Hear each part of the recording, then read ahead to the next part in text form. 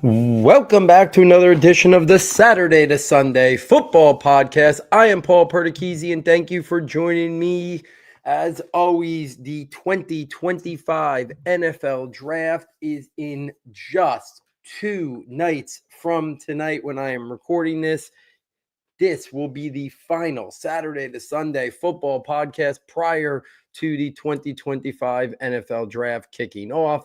If you have missed any of the recent episodes, get back and check them out. There's been so much great content. I had my pre-draft Superflex rookie dynasty rankings big board episode. Then I had on guests from the industry, Sigmund Bloom setting the stage for all things in terms of the NFL draft and the biggest storylines. Corey Kinnan talking quarterbacks, making sense of this quarterback class. Then I had Matt Wallman. We talked about a whole bunch of prospects. And then John Ledyard as well, setting the stage for the 2025 NFL Draft. The most recent episode, I shared my final rankings and tiers. And then in the most recent episode, I shared my guys, the guys who I'm a little bit higher on than the consensus or just really believe in. And I also shared my top 10 to 15 prospects at each of the defensive positions as well. And now tonight, final episode before the NFL Draft, 2 nights from now, projecting what I think to hear. Anyone who knows has the premium notebooks knows what goes into the draft projections notebook. The thoughts on the prospects, almost 400 players, are my own thoughts, my own analysis. The strengths, how they win, the developmental areas. The rest is the combine measurements and testing. But in the order in which I rank them, the order in which I create the projected top 32 big board, the projected top 100 big board, and the projected 257 board is how I expect it to come off the board on draft weekend. This is from everything I'm hearing. I don't even look at the consensus board. Somebody might find that crazy that I don't even glance at the consensus board. I like looking at it, but I don't do it until after I finish my projected notebook, because the consensus board has a lot of people's rankings that I appreciate and respect. But when I'm trying to project it, I tighten that circle up. There's about 7 to 10 people that I listen to every single thing they say. I read every single thing they write. I look through it and I comb through it all to try to piece it together and put together a board in terms of best representing how I expect it to go off the board on draft weekend. We've had tremendous success in the draft projections notebook. So just last year alone, and this has been going on for years, but just last year alone, we correctly projected 29 of the 32 prospects to go in round 1. That was our best round 1 ever. We're usually always anywhere from like 25 and then up to last year, 29. Usually we're in that like 26 to 27 range. Some years we've been at 28, some years we've been at 25, but last year, 29 and at 32, we correctly projected to go in round 1. We were 83 of 100 in terms of the first 3 rounds last year. 83 of 100. We're usually every year have been in that 82 to 87 range. Last year, we finally entered the huddle top 100 report, and we scored inside of the top 10. Have to finalize that by midnight tonight as well. And then we also correctly projected 224 out of 257 in rounds 1 through 7. We have had tremendous success with this. So now, listen, if you get the premium notebooks, I'm going to make changes between now and the day the kickoff of the draft. If you check my Twitter page, I will post pictures a half hour to an hour before the NFL draft kicks off. That will be my final projection of who I expect to come off the board round 1, top 100, and all 257 picks. I do have to finalize my top 100 for the huddle report by midnight tonight. I will stick with that one. So the huddle report is what I also put out as a picture as well on draft night. But I may still tinker the rest of the night. I'm recording this at 7:06 p.m. I have to get that in by the end of tonight. So as soon as I get off of the podcast, I'm still going to look over my projected 100 and might tinker with a little bit. But I'll talk through it in real time tonight about some of the things I'm thinking about. So let's jump right into it and kind of share what I expect to happen on draft weekend. So let's start with round 1. This is where I currently project it right now. On April 22nd at 7:07 p.m. This I will tinker with until minutes before, half hour or so before the draft kicks off. Right now, I'm projecting 2 quarterbacks to go in round 1. It's Cam Ward, who we know is locked in with the first pick overall at Tennessee, and I'm also still projecting Shedeur Sanders to come off the board somewhere in round 1. I think it's going to be somewhere in the 20s. I think it could either be a team that trades up to right before the Steelers at pick 20. I think it could be 21 to the Steelers, or I think it could be to another team in that part. And if it happens after the Steelers between 22 and 32, I do think it would be a team trading up into round 1, whether that's Cleveland, whether that's the Giants, whether that's the Raiders, whether that's the Jets.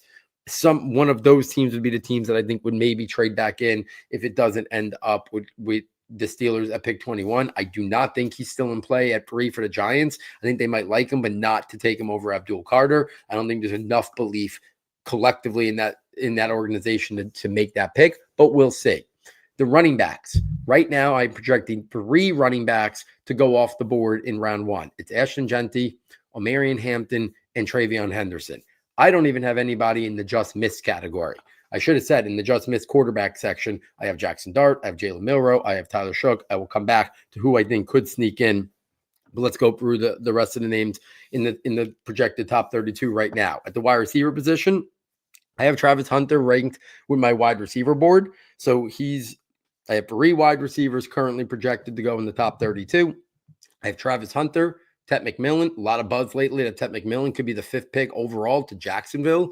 I think his window now is somewhere from 5 to 12. I think you have the Jaguars at 5, you have the Saints at 9, you have the Cowboys at 12. I think that's going to be McMillan's spot here, 5 through 12. And then you have Matthew Golden, whether it's the Cowboys at 12 or another team in the teens or the 20s. I think Matthew Golden will come off the board. Keep an eye on maybe the Seahawks a little bit later in round 1, but Matthew Golden is that.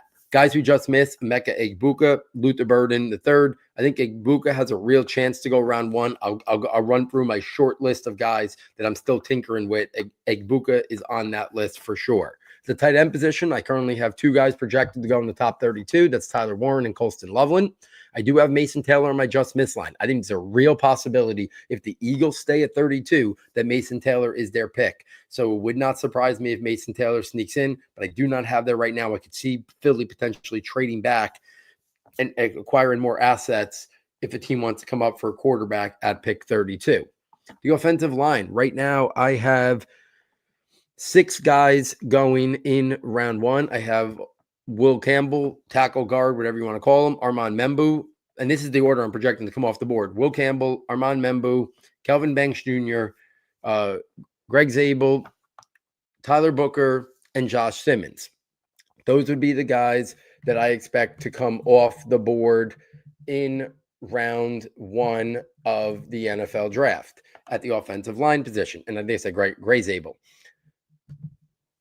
Guys who are just on the miss for the offensive line is Josh Carnley Jr. and Donovan Jackson. Josh Carnley Jr. is a guy I am trying to get into my round 1. Haven't found the spot yet, but it's still tinkering with that. At the defensive line group, 4 names right now: Mason Graham, Kenneth Grant, Derek Harmon, Walter Nolan. Those would be the 4 guys right now that I am looking at that list in terms of guys that I think could come off the board in round 1 of the NFL draft. That is what I'm projecting right now. At the edge group, right now I have 6 names: Abdul Carter, Jelon Walker, Michael Williams, Shamar Stewart, Mike Green, and Donovan Ezeruku. Carter's going top 3. I think he's going to the Giants. If not, he'll be taken by the Patriots or someone else in the top 4. Jalen Walker, I think there's a real possibility he goes as early as 6, 7, 8. I think he's somewhere in that mix.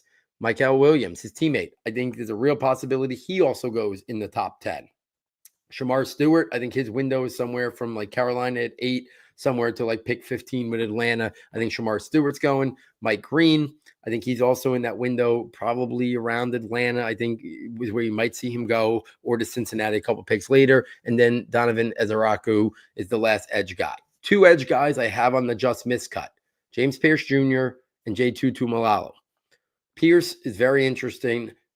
If he was completely clean off the field, I think Pierce would be on this list of my projected top 32. But he's on the just missed cut. He's on the short list also if I make a late change to get him into the round 1 mix as well. At the linebacker position, Jahad Campbell, only linebacker I think has a shot. I don't even have any other linebacker in the just miss. I know Carson Schwarzenegger is climbing up the boards as an interesting prospect, but I just don't think Carson Schwarzenegger at a UCLA is going to be round one. I think he's more going to be in that 40 to 50 range when push comes to shove. So he's not even on my just miss, just Jahad Campbell. At the cornerback position, I think if you're counting Travis Hunter as a wide receiver like I am, I have 3 cornerback prospects who are going to go off the board in round one. It's Will Johnson out of Michigan. It's Shally Barron at Texas. It's Maxwell Hairston out of Kentucky. I think Johnson, Barron, and Hairston are the only 3 guys. I have Siobhan Ravel Jr. and Trey Amos on my just miss, but they're not on the short list of guys who I still could potentially think going round one. And then we get to the safety position, and this is an interesting one. I have 2 guys projected in my top 32 right now. That's Nick Amawari and Malachi Starks. No other safeties in the just missed. So let's talk through this a little bit. Guys who I think are on my short list who I'm considering taking out of round one. Both safeties, Amawari and Starks. Donovan Ezeraku would be the 3. Tyler Booker or Josh Simmons would be 4 or 5. Travion Henderson would be 6. Those 6 guys are what I would consider my last 6 in.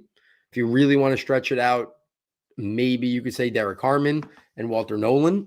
I could see that. Maybe if only one quarterback somehow goes, Shedeur Sanders. But I would say the guys, Travion Henderson, Tyler Booker, Josh Simmons, Donovan Ezeraku, and the 2 safeties would be the guys that I think I don't feel 100% confident going off the board in round one. Guys who, if I make any last-minute changes over the next 48 hours, who I could see me moving into round one. I could see myself moving a 3rd quarterback, whether I think it's Jackson Dart or Jalen Milroe. But again, that would be me projecting a trade. Possible, but I'm not sure I'm ready to commit to that. I already mentioned Emeka Egbuka. He would be on the short list. Mason Taylor, if I believe the Eagles are going to stay and pick, he would be on the short list. And then Josh Connerly Jr. is probably the guy I struggle with the most, not being in my projected top 32. And then also James Pierce Jr. would be, so Dart, Milroe, Egbuka, Mason Taylor, Josh Connerly Jr., James Pierce Jr. Those would probably be the guys, and then Donovan Jackson. Those would be the 7 guys that if I make any moves, it would be someone from that group probably jumping up. I would say Connerly and Pierce and Egbuka and Jackson Dart. Those would be the 4, followed by Mason Taylor, would be the 5 guys that I would be most likely to make a switch.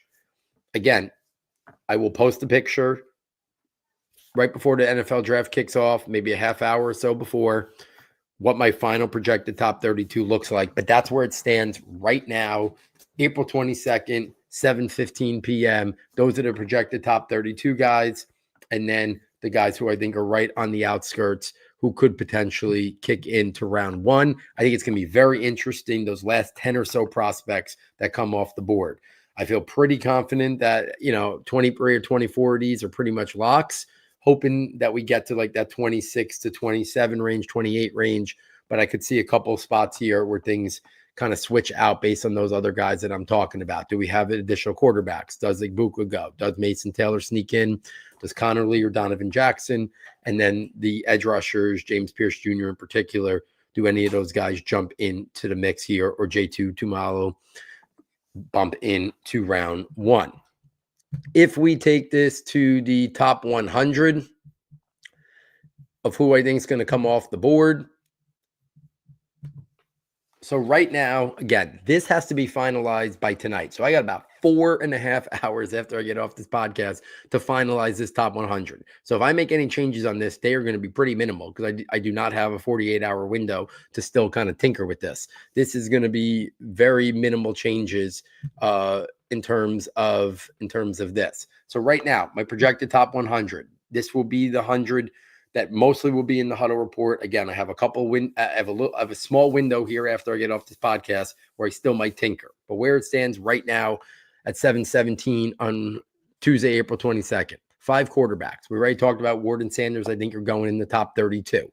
Jackson Dart, Jalen Milroe, Tyler Shook are the other 3 quarterbacks that I feel very confident are going to come off the board in the top 100. Just missed Kyle McCord, Will Howard, Quinn Ewers. I think there's a chance a sixth one goes. If I was going to pick a sixth one, it would be Kyle McCord, but he is not in my top 100 right now. Right now, I just have 5 quarterbacks. Without a doubt, I will say the hardest position to project the top 100 in terms of the quantity is at the running back position. I think teams are going to look at this running back class and are going to see how many great prospects are still going to be available on day 3, and they are going to pivot to other positions in round 2 and round 3 because of it. So with that said, right now, I only have 6 running backs projected to go in the top 100 in this class. That seems like a very low number. I think it was Mike Renner today who said he could see 10. Listen, I agree. I think 10 deserve, or maybe more, deserve to go in the top 100. Just not sure it's going to play out like that based on the depth of this class. I could see teams pivoting. Obviously, the 3 guys I mentioned who I think are going to go round 1, Gentry's gone, Hampton's gone, Henderson's gone. I think there's a real chance Henderson could even be RB2 for some teams' boards. The other 3 running backs I expect to come off the board are Quinshon Judkins, Caleb Johnson. Those are locks to go on day 2. And then I'm putting my guy, Dylan Sampson, in there. I think it's possible Dylan Sampson falls out of it and we only get 5 running backs. But I just think in this grade of a class, I think 6 guys are going to go. So I came on Dylan Sampson to be my 6th running back right now. But the just miss for my top 100 is filtered with guys. The guys who I think are most in consideration, the 4 or 5 running backs I could easily see going also in the top 100 are Bashal Tudin, Cam Scatterboot, Trevor Etienne, Jaden Blue for his big playability, or RJ Harvey. Those would be the guys who, if anybody else sneaks into the top 100, Tudin, Scatterboot, Etienne, Jaden Blue, RJ Harvey. But there's so many great running backs. I didn't mention Jordan James and DJ Giddens, and the list goes on and on. I think that depth of this class is going to be why we might have a little bit less than what we think. A lot of people have plenty of other guys graded as day 2 prospects. I just don't know if it's going to shake out like that in terms of coming off the board. If we take this to the wide receiver position, right now, counting Travis Hunter, I have 15 wide receivers I expect to come off the board.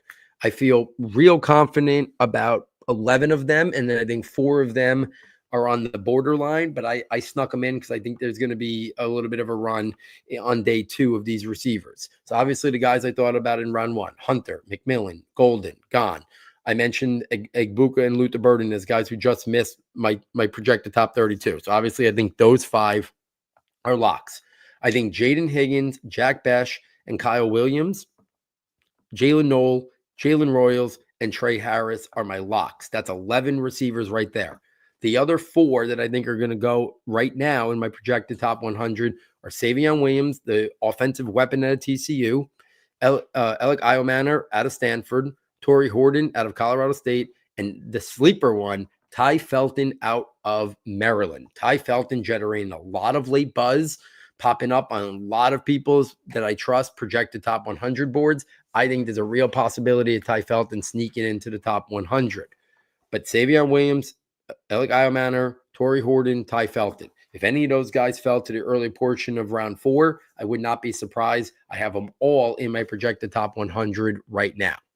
Tight end position, guys who just missed at the wide receiver position, Isaiah Bond, I just took him out of my top 100 with the stuff going on with him. Not sure he goes there. Jalen Lane, Dante Thornton Jr., they could be some surprise names that you might hear at the wide receiver position, but I just think there's too many other great deep classes that I'm not sure we're going to get more. I don't even know if we're going to get 15, let alone more than 15. Tight end position, 6 guys, locked and loaded. Not a really lot of conversation besides them. We got Warren and Loveland.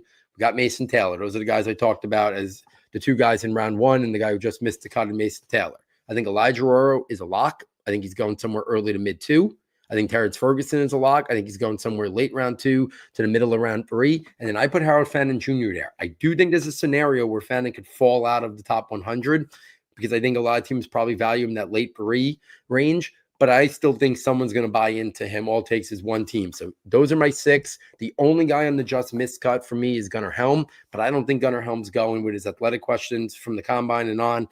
I feel confident that he's going to fall to day 3.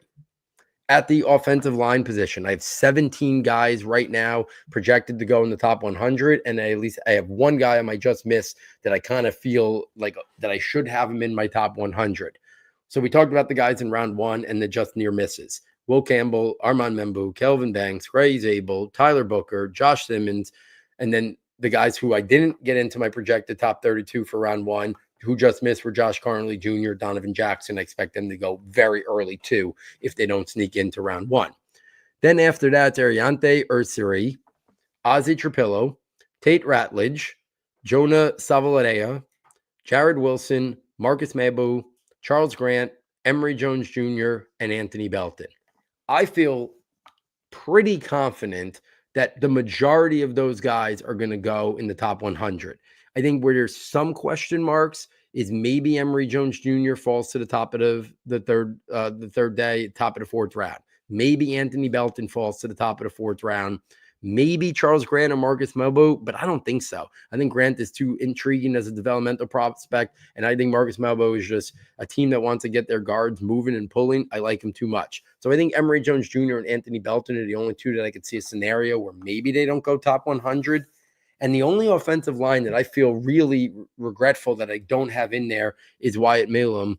He'd be the one guy, if I make a last-minute change, he's on the short list. And I'll talk about that short list at the end as I go through this. If we take this to the D-line, right now I have 11 guys going in the top 100 with another couple just on the outside looking in. Obviously, the round one guys, Mason Graham, Kent Graham, Derek Harmon, Walter Nolan. After that, my day two guys. I think Darius Alexander is going to be a top 50 pick. Alfred Collins and Tyreek Williams, those big run stuffers. I think they're going somewhere middle of round 2 to early round 3. TJ Sanders, Joshua Farmer, Shamar Turner, and then Omar Norman Lott. From this group, I think 10 of these guys are straight locks. Straight locks. The only one that I think is maybe even questionable is I could see a scenario where Omar Norman Lott falls to the top of day 3 and in round 4. On my just missed thing, I have a couple interesting names. Ty Robinson at Nebraska is on my short list of names I'm trying to get into my top 100. Deion Walker out of Kentucky, the monster, the massive man. Jamari Caldwell, another name that I think is hot. And then Yaya Black is another interesting name. Those would be my guys that I think if I make a last-minute change, maybe one of them. But it's really Ty Robinson, who I feel I should have in my top 100 and don't have there right now. At the edge group, I have 18 edge prospects that I think are going round 1. So think about that. 18 edge, 11 D line, 29 out of the top 100 picks. I think are going to be guys on the D line and the edge prospects. A loaded class for your upfront disruptors on the defensive side. Obviously, the round 1 guys, Carter, Walker, Williams, Stewart, Green, Ezaraku, gone in my projected top 32. So obviously they're gone here. The guys I talked about is just missing the cut. James Pierce Jr. and JT Tumalalo. After that, these are the other edge guys that weren't in the mix for round 1, but very much going to go on the off the board on day 2. Landon Jackson, Jordan Birch, Nick Scowerton, Jack Sawyer, Josiah Stewart, Ola Dejo, Princely Umanyale, Savion Jones, Braden Swinson, Ashton Gelade. Those are the 18 guys. I don't see a scenario where many of those guys fall out of the top 100.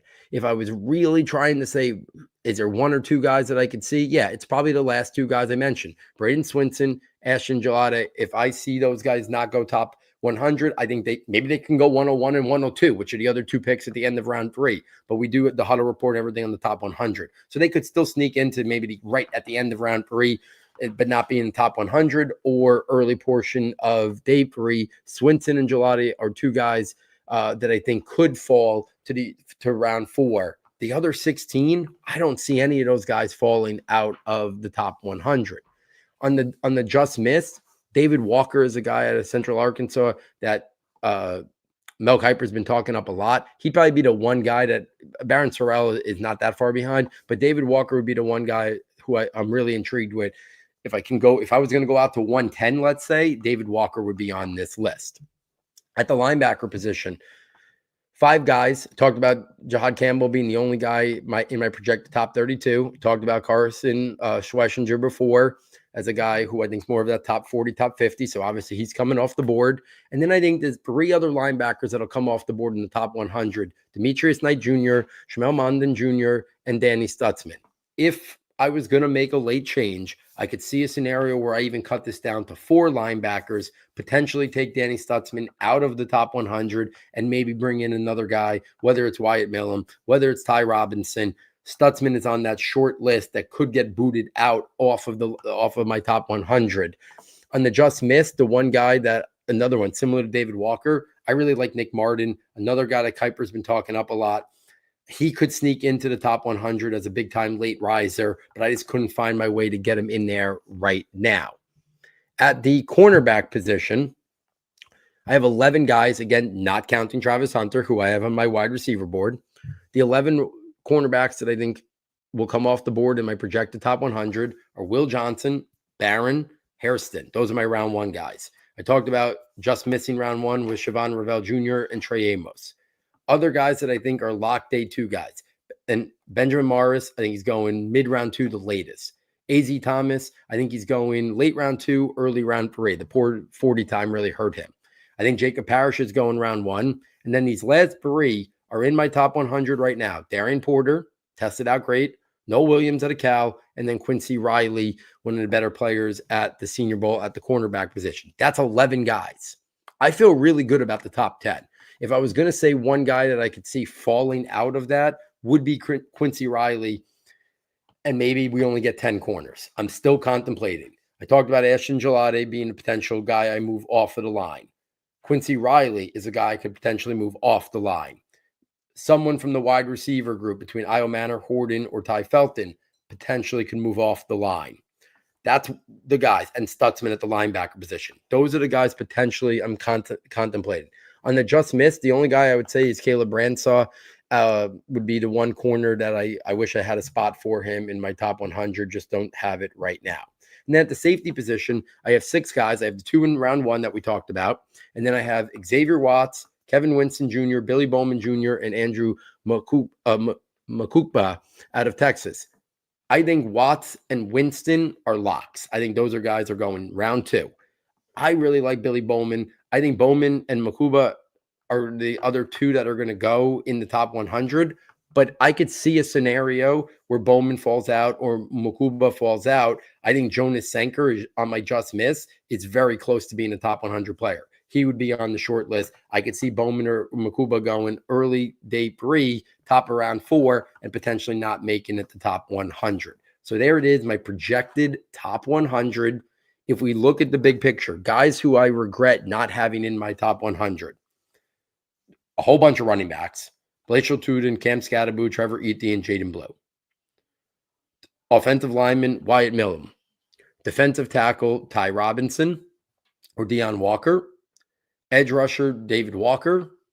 Linebacker, Nick Martin. And safety, Jonas Senker. So if I count that up real quick, that's 1, 2, 3, 4, 5, 6, 7, 8, 9, 10 guys. Those would be my 10 that I would say are really on the outskirts. If I was going to stretch this out to a top 110, I would have a whole bunch of these running backs, Tudor, Scatterbu, Etienne, Blue, maybe RJ Harvey. I'd have Wyatt Millam. I'd have Ty Robinson, Deion Walker. I'd have David Walker at the edge. I'd have Nick Martin at linebacker. I have Jonas Senker at safety. So if you see a picture of me posting this and it's slightly different than this, that is because that would mean I made a last minute change in the last couple hours here before the Huddle Report Top 100 was due. But those are the names I'm considering. Those 10 guys that I just mentioned, if I make a change, it's going to be one of those 10 names. The guys I keep harping in on are Wyatt Millam at offensive line or Ty Robinson at the D tackle position would be the 2 guys that I'm most intrigued with trying to find a way to get them into my top 100. Quincy Riley is probably, or Danny Stutzman are the 2 guys that I keep coming back to or one of the wide receivers. Stutzman at linebacker, Riley at cornerback, or those last 3 wide receivers, Io Manor, Horton, or Felton. I would say those are the 5 guys that I'm most considering making a swap here right at the last minute before I have to submit my projected top 100. If you are enjoying this podcast, please get over to the website, S2S Football. Fastest and easiest way to get there. Check out the premium content tab. For $9.99, you get access to all of our premium notebooks. You get the scouting notebook, 100 detailed player profiles, strengths, functional areas, developmental areas. You get how they win, NFL role, scheme fit, fantasy spin, draft projection. So many guys to help you really dig into these guys and get you to know them in terms of your dynasty rookie drafts. Then you get the rankings notebook. It has my draft rankings based on film. It has my tiered rankings, our exclusive S2S tiers. It has my pre-draft dynasty rookie ranking superflex big board. It has our Devi rankings. It has last year's dynasty rookie rankings still updated as they enter their offseason into year 2. And then it has our positional overall dynasty rankings that has not been updated since the season ended. It will have a full update. Give me a couple weeks after the NFL draft, and I will incorporate all the rookies and incorporate all the free agent and free agencies news and trades. I don't like to do it right after free agency because then the NFL draft completely mixes it up again. So that's usually my focus a week or two after the NFL draft to update that fully for people in terms of trades, in terms of startup dynasty leagues, stuff like that. That'll be about a week or two after the draft. And then during the live NFL draft, you get the new dynasty rookie rankings updated in real time. I'll start the board after night 1 with only the offensive skill players that go in round 1. And then I will just keep adding to it on day 2, day 3, and within 24 hours of the draft concluding, I will have a podcast out with my initial dynasty rookie rankings. Obviously, they will be updated and tinkered dramatically. So that podcast, is just my initial takes. And then I update it as I can start to do my own drafts. That's really where I start to get a better feel for how I should have these guys ranked. And then you get the draft projections notebook. It's literally my favorite notebook. It's the one I spend ungodly amounts of hours on. Almost 400 players, strengths, developmental areas. Those are my notes. Combine testing, combine measurements. But then the way that is ranked is based on how I expect them to come off the board. Kind of what I just set the stage here. As I was reading the names tonight, that is how I expect it to come off the board. I am not trying to just give you the names. I'm trying to put them in the order in which I expect them to come off the board. That is the draft projections notebook. Every position, offense and defense, snapshot of how they win and everything in there. Some strengths, some developmental areas, their combine testing, all of that is in there in the draft projections notebook, but ranked in the order in which I expect them to come off the board from the best in the industry. Like I said before, I don't use a consensus board. I have my guys who I really rely on in terms of reading their stuff, listening to them talk, in terms of how I put this together. We have the projected top 32 big board. I kind of gave you the sneak peek at that, but I will make changes to that in the next 48 hours. The projected top 100 board. We'll make some maybe minor changes in the next 4 hours before the contest deadline hits. And then I didn't go through it tonight, but you have another tab. It's projecting every single pick, all 257 picks in the NFL draft that we've had tremendous success with as well. So please, if you've been a longtime listener and you've purchased the notebooks in the past, please consider purchasing it again for $9.99. It dramatically helps us. It is the only way we can continue to do what we do here. Every dollar right back into the company, server fees, website fees, subscription fees, all we need. I don't do this to make any profit. I just do this to come out even. And because I love doing this, I love talking to people. I love all aspects of the NFL draft, the people I've met in the community. That's why I do this. If you've never purchased it, but you've been a long-time listener, consider purchasing it and helping us out. And if you're new to Saturday, Sunday, thanks for joining the party. Thanks for listening. Please consider getting over to the website, SS Football, checking it out. If you have any questions, reach out to me, but hopefully you can spend the $9.99. And I do think there's a lot of value and a lot of different things. You'll find some value in that $9.99. A lot of people who have purchased it said it's way more valuable than that based on how much information is there, but that's always been the price. I'll never come off of that, but hopefully you guys can help out just to keep us here doing what we do. So on behalf of our sound tech engineer, David Nakano, and myself, if you're looking for me on round 1 of the NFL draft, I will be over with the football guys, Matt Waldman, Sigmund Bloom, live on their round 1 live Audible show. I'll be with them for the first hour. You'll get to hear my initial thoughts on the Giants pick, anything else crazy that goes on in the top 8 or 9 picks probably. I'll probably be on the board with them for, and then right after and then I'll be live tweeting my thoughts for every single pick, all 7 rounds, like I always do, nonstop tweeting. I will answer every single question that somebody poses me if they send me a message or a question on Twitter.